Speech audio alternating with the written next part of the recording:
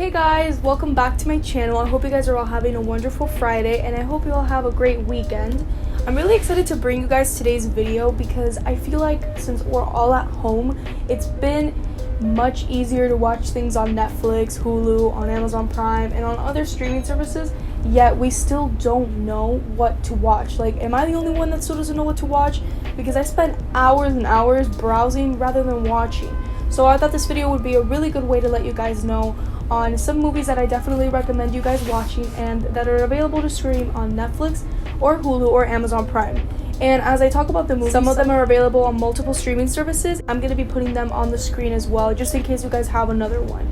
Let me know down below also what movies you guys recommend, because these are movies that I've already seen, but of course I also spend, like you, time just looking at movies. So if you have anything else to recommend, make sure to comment them down below and share this video with a friend and give it a like, and more people can see it and have more options on what to watch. Oh, I also wanted to say really quickly before I start that on my Instagram I've actually been doing this thing called the 30-day movie challenge, and what I do is I also repost what people say about the movie.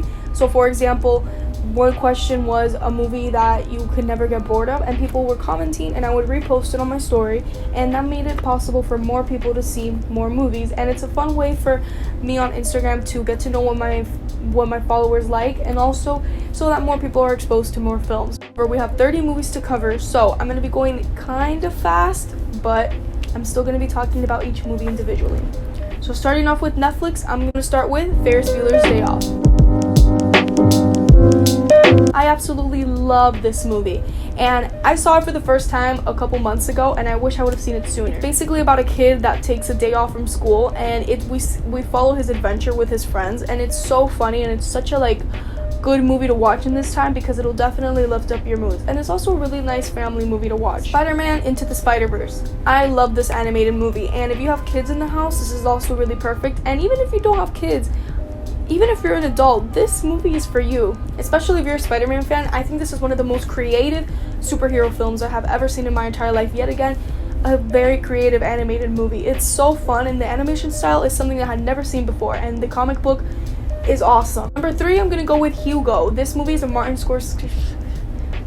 I never know how to say his last name, but Scorsese.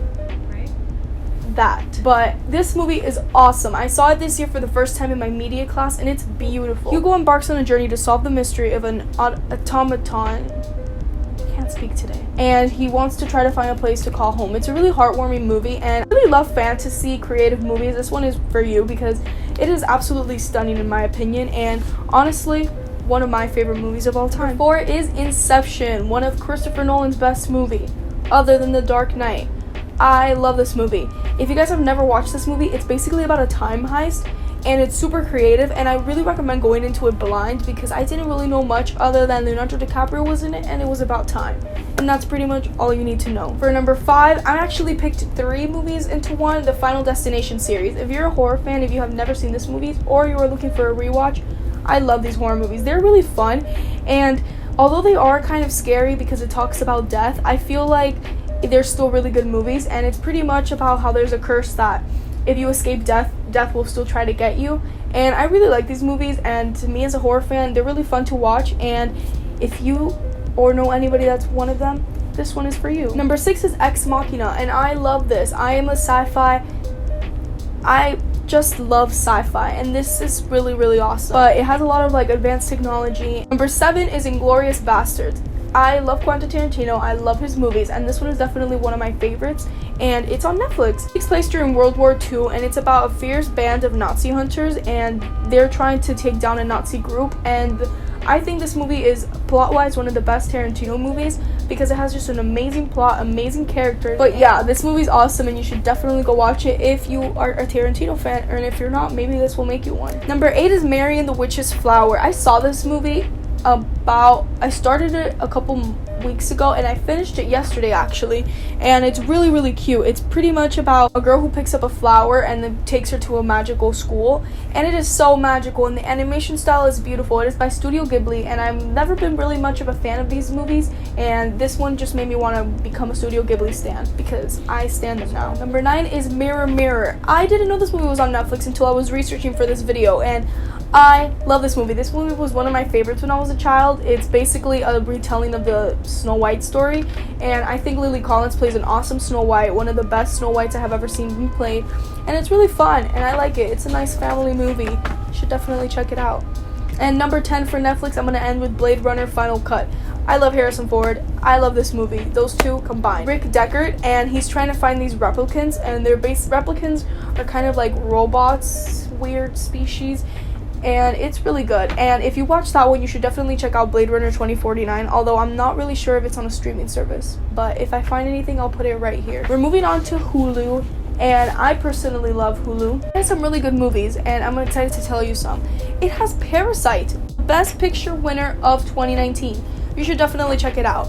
Again, I went into this movie blind. I don't really know how to talk about this movie without spoiling it, other than it is awesome, and you should definitely check it out. Pet Sematary.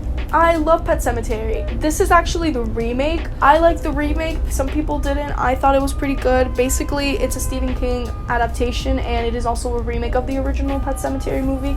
And it's pretty much about a cemetery where things come back to life, and it is crazy. Number 3, Cabin in the Woods. It's so good. This is probably one of the earlier horror movies that I ever saw, and I think it's really good. It's pretty much about some bad things that go down when some friends go to a cabin in the woods. I like this movie, and you should definitely watch it. It's kind of freaky. There's Chris Hemsworth. If you're a fan, you might like. Number 4 is I, Tonya. An amazing movie. This is the true story of Tonya Harding's career and her life, and it's really interesting. I learned a lot because I didn't really know much about her, and Margot Robbie plays her there are no words because she is awesome. Sebastian Stan is also great, and the rest of the cast is awesome. This movie is so good. I'm actually going to probably rewatch it tonight. Number 5, Vice. I love Christian Bale, and every time Christian Bale is in a movie, I tend to mostly like it. And Vice is one of these movies that did not fail. It's basically about the untold true story about Vice President Dick Cheney. And Christian Bale did awesome, and he transformed himself immensely like he does for every single role. So just because of that, you should give it a watch, and you should go support. Number 6 is Good Will Hunting. This movie is so heartwarming, and I'm a huge Robin Williams fan, and this movie to me is like if Robin Williams is speaking to me. It's just such a good movie. Basically, it's about a therapist who is played by Robin Williams who helps a troubled but brilliant kid played by Matt Damon. And it is so beautiful, and I think everybody should give this movie a watch. Number 7 is Loving Vincent. This movie is it's like an animation, and the cool part about it is that all of this, it's like a stop motion of the life of Vincent van Gogh. But the best thing is that each shot is a painting made by real artists. So I think that is so creative. And if you look at it, the animation style is literally oil paintings that they had to keep painting, and they would take snapshots of it, and they made an entire film with it. It is definitely one of the most creative movies I have ever seen ever, and it is just an awesome plot. Number 8 is Missing Link. I have not finished this movie, but I started it like 30 minutes, and I actually didn't hate it. I didn't. I decided to include it on this list. This is the only movie I haven't finished. I know it won Best Animated Feature, I think, at the Golden Globes, and it's pretty much about an adventure movie where an investigator is trying to find beasts. It's cool. I like it. Actually, I haven't really finished this movie. I included it on the list because I feel like some people might enjoy it, and I didn't know it was on Hulu, and it was like critically acclaimed, so that's why I included it. Number 9 is Super 8. I saw this movie recently, and I loved it so much. The best way for me to describe it, and my friend actually said this, so I'm quoting her as she's watching this video. Thank you for this. This movie walked so Stranger Things could run.